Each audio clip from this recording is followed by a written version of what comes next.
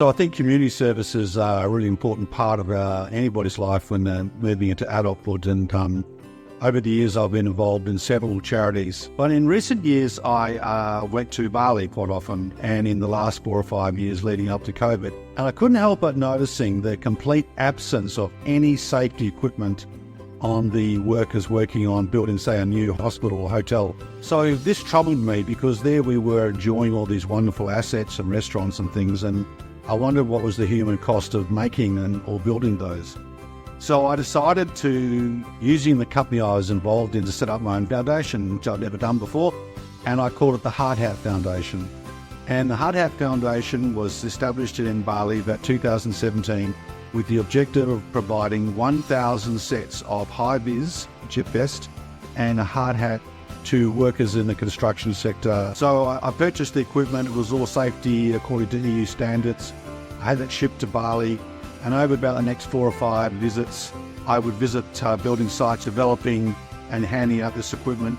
But I also then learned that it wasn't just simply good enough to hand out the equipment. I had to spend time with the superintendent to actually teach the workers about some of the hierarchy of risk as well.